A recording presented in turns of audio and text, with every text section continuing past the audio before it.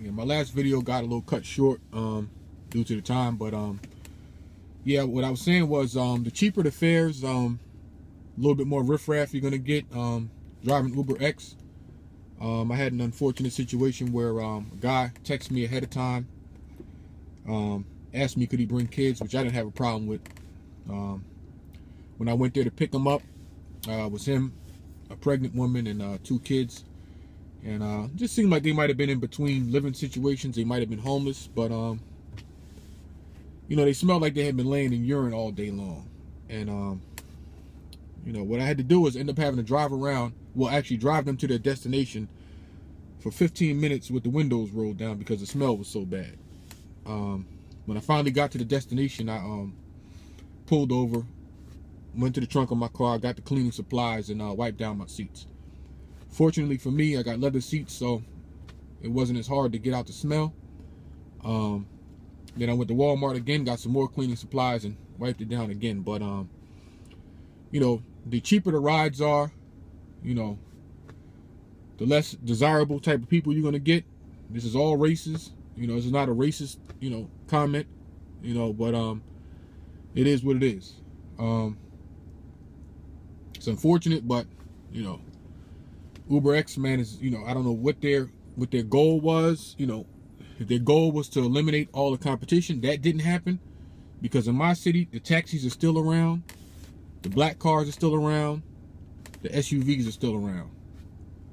They didn't eliminate any competition. They didn't drive any of the other transportation companies out of business. What I think they did was a novice decision as far as from a business standpoint of being a business owner. You don't drive down the price of a product in order to compete, because the competition doesn't go anywhere, and what ends up happening is ultimately everybody has to work harder for a dollar.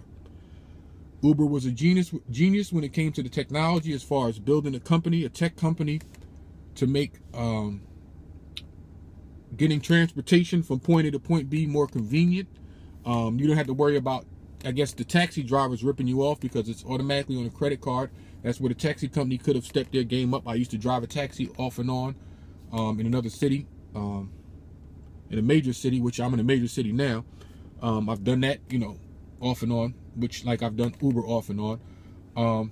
But you just don't compete like that. You add value to your business, and that was just a novice, childish decision. You just don't drive the price down, because what ends up happening is that everybody has to compete for the same dollar now. So before we were competing for $2, now we're competing for 50 cents. So just letting you know, I mean, like, you know, I've seen a lot of things change with Uber in the past couple years, and from a business standpoint, economically, the decisions they've been making just aren't, financially, they don't make sense. I mean, you don't have drivers riding around for 50-cent rides, you know. I mean, you know, profiting $2, you know.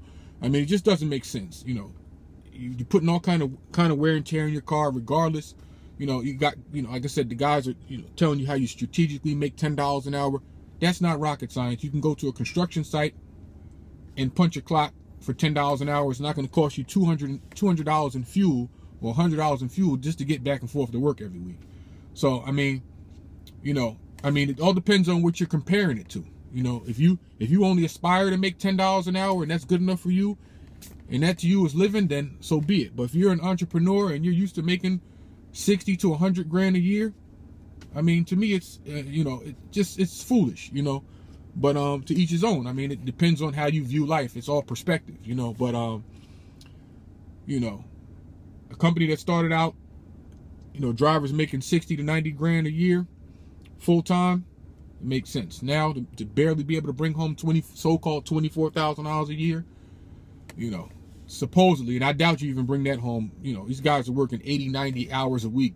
You know, just to me, it just doesn't make sense. But you know, that's just my take on it. You know, for right now, if I come up with anything else, then I'll just check back with you. But I got a trip, so talk to you later.